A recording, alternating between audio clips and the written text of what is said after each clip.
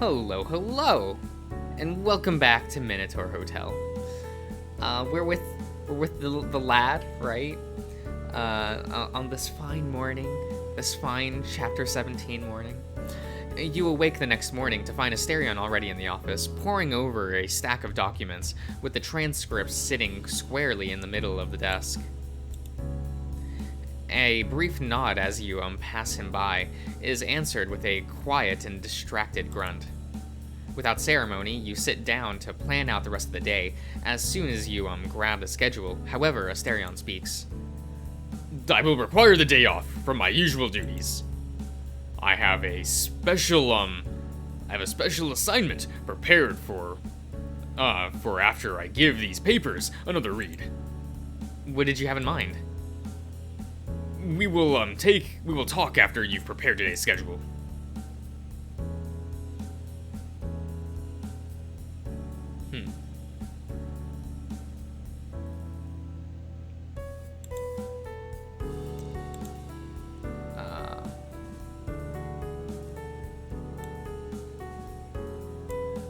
What does this do? Mementos.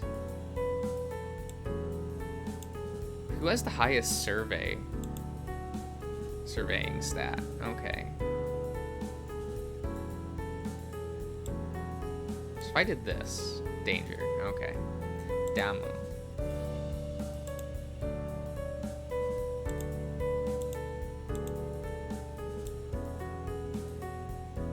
God damn it, Kembish.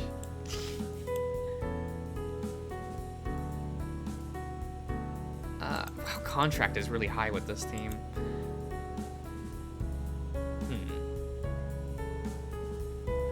We'll finish that for now. Wow.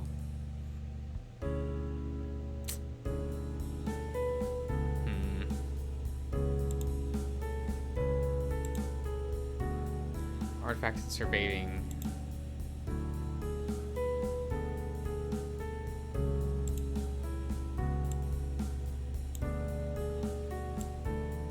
I could do this.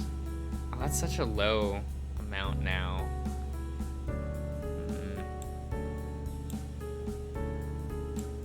Because then I have no one to hang out with.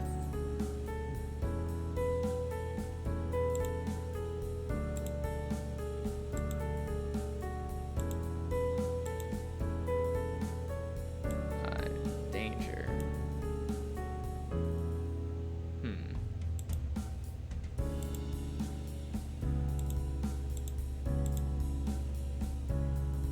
Okay, we'll do this. Do I want to do that?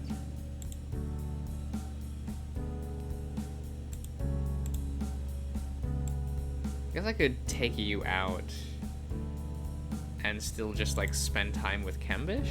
I mean, not Kembish, but like Themba, and then I can just continue farming for material.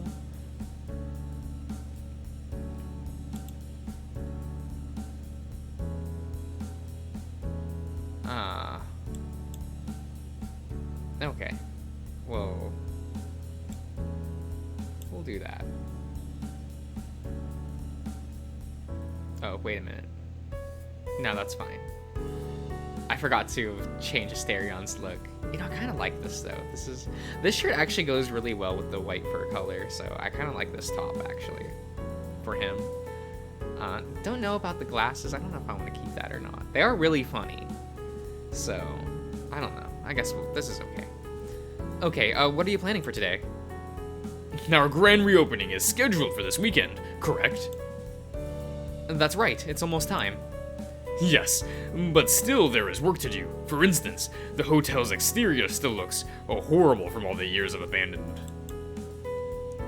Now, renovating the whole facade would be an immense task under most circumstances.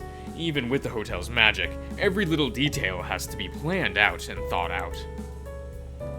However, over a century ago, I prepared a plan to completely overhaul the outside, largely based on the architecture and technology used in hot, arid environments. No master ever approved that plan, though. They felt it was too European. It was not European enough. After we renovated the reception, I went over it to improve the design a bit, and I believe it is ready to be implemented. Excellent initiative. That's the kind of can-do attitude I like coming from my business partner. Thank you. I knew you would appreciate it. I may be old, but I can still learn new tricks. I think I have really outdone myself this time. I'm sure you did. Now, how about we go over the proposal? One might expect a document organized and ready in a file for per usual, but in front of the bovine partner is his mostly clear desk. Is he going to grab something? Then he looks up at you and he grins. And about my king, I am your business partner, am I not? And it was your wish, that I treat myself as such. Yes. Yes. And with that understood, you could trust me that as your equal and partner in crime, correct? Where are you going with this? Well, I was just asking myself if you would trust me enough to approve the proposal without checking it. That's not a small thing to ask, you know. I know. So, what will it be, Mr. Josh, business partner of mine?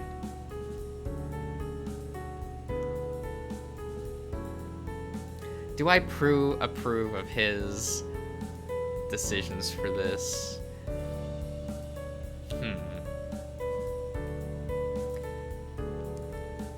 Fine.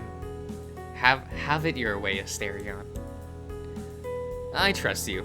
I'm sure whatever you designed is great. So consider it approved. Good. It is simpler that way. What do you mean? Well, I have been told that owning a business requires initiative and a can-do attitude. Plus, I have also read that it is better to ask for forgiveness than permission, so... Asterion, for the love of all that's holy, what did you do? Asterion supports his chin with both hands. Why don't we talk? Take a walk outside, my lord.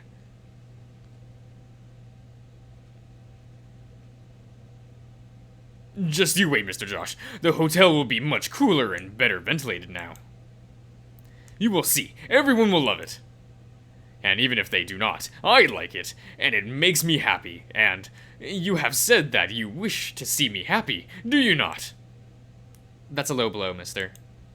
Well, perhaps. But what will you do about it, my king? Is there anything I can do? The Minotaur leans closer and closer until he is giggling breath tickles your ears.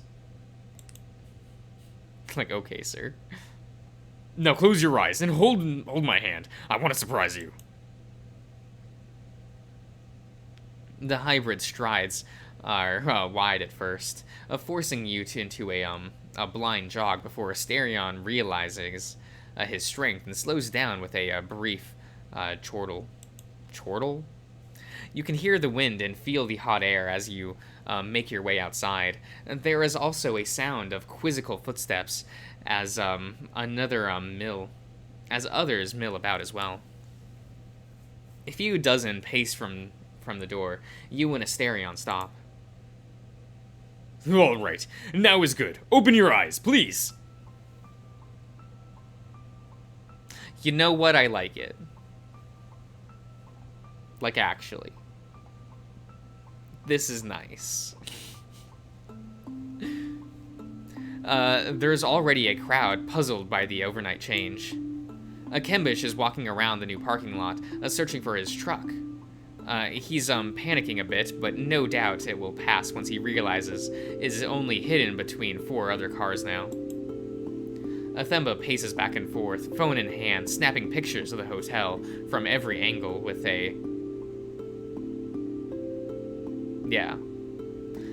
with an uncharacteristically wide smile upon his face. You wonder if he's taking them to show his father what the hotel looks like now.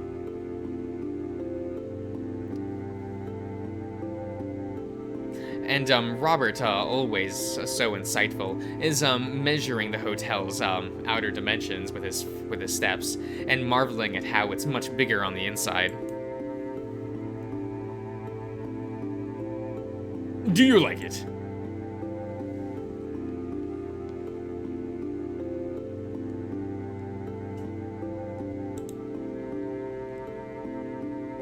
It's a bit cold, but in a desert like this, that's actually quite welcome.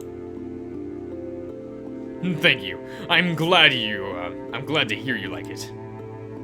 Was it even safe to renovate the exterior with people inside? What if someone's bedroom was squished when you moved the walls around? I assure you, perfectly safe.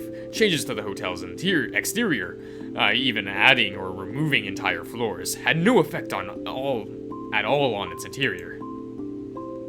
You can explode a hole in the wall of the outer wall, and nothing would change inside.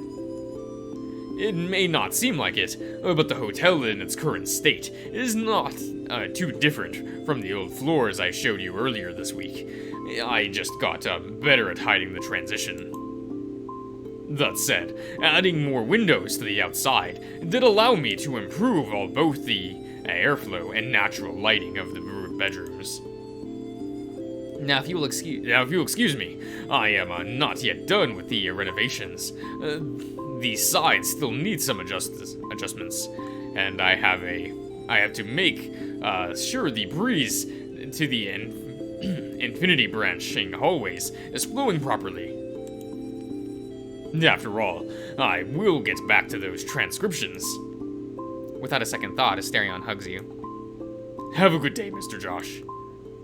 You too, buddy. With that sweet farewell, the two of you proceed to the day's tasks. Athemba arrives at your office with a freshly brewed cup of coffee, sits at his desk, and gets to work. You help Themba sort out the employees' salaries. Much appreciated, Mr. Josh. I'm still getting to know everyone, so it's difficult to... Wait, so it's difficult to keep... Okay. Difficult to keep track of everything. Now, some of these countries are going to be more complicated than others. I don't know any contacts in...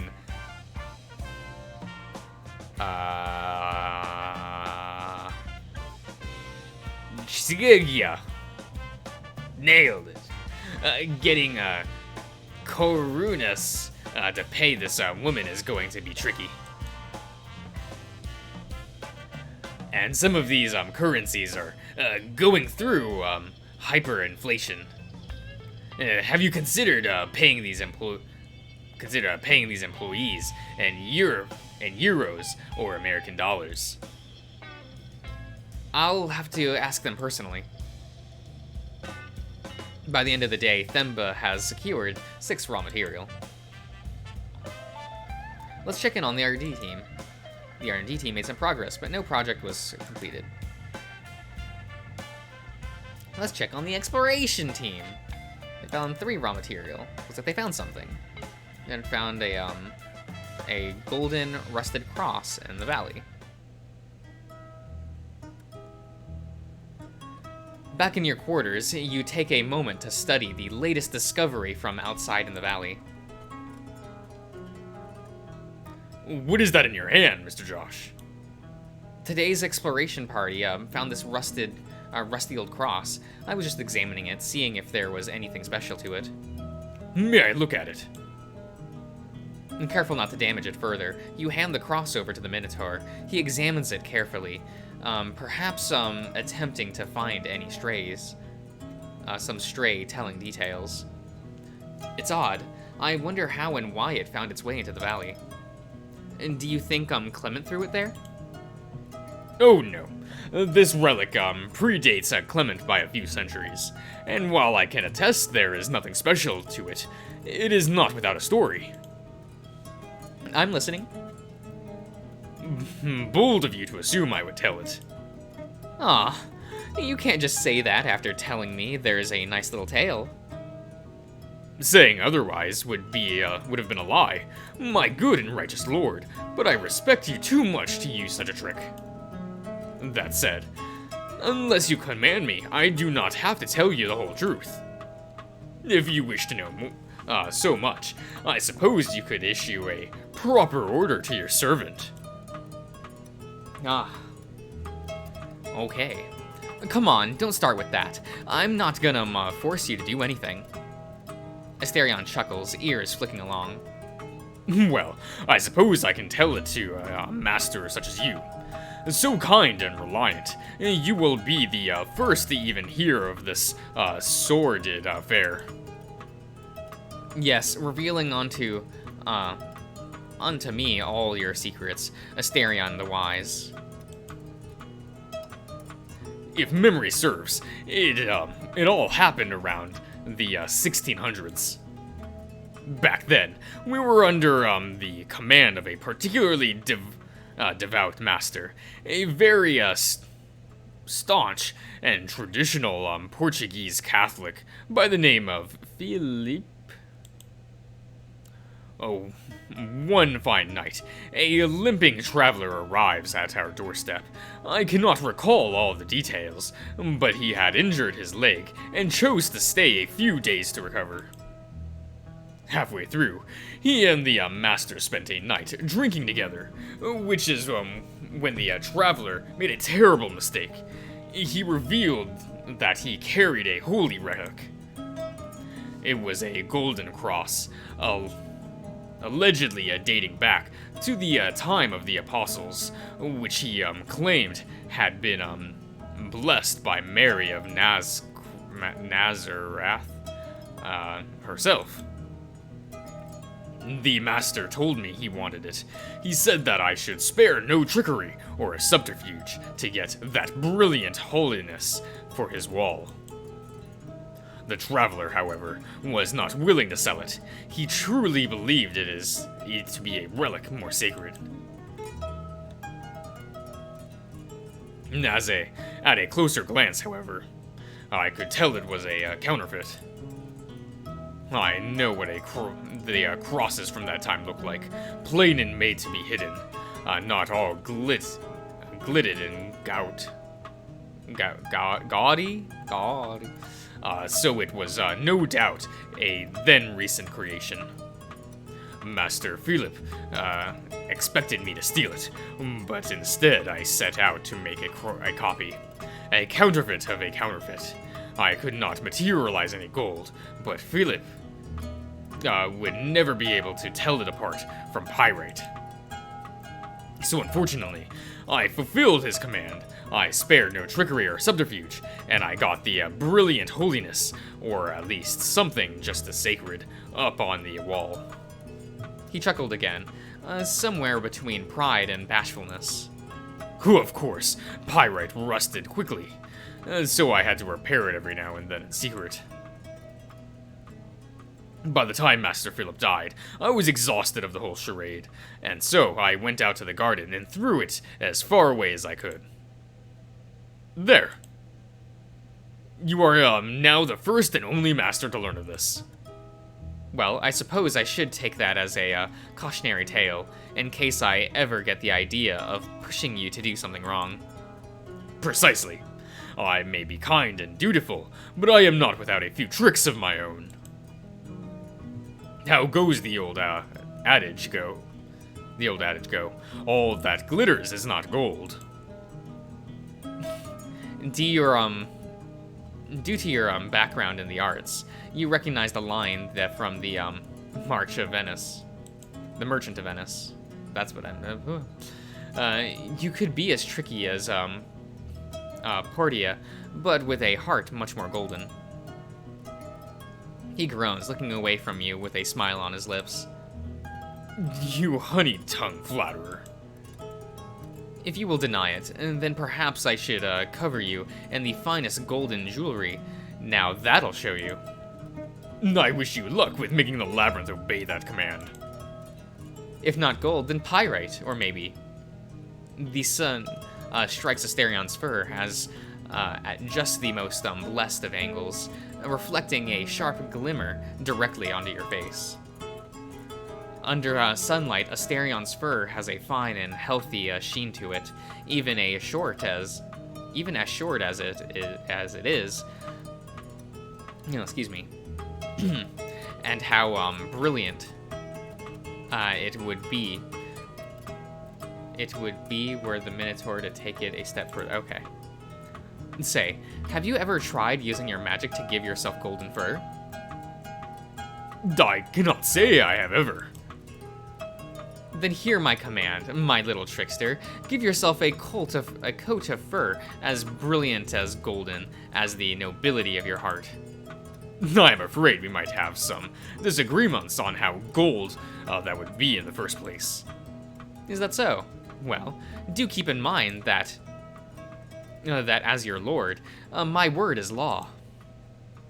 So, knowing that I own the truth. How beautiful and brilliant should your fur be? Surely by now you know the answer. The Minotaur's gaze avoids your own as he mulls over your order. Many shy grumbles escape from him, but only in the span of time it takes for the burning in his cheeks to subside.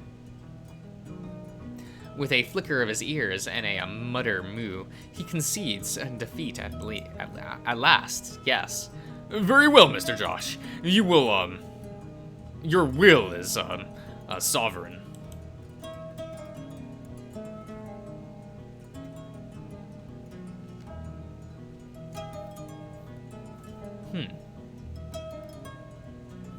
Okay.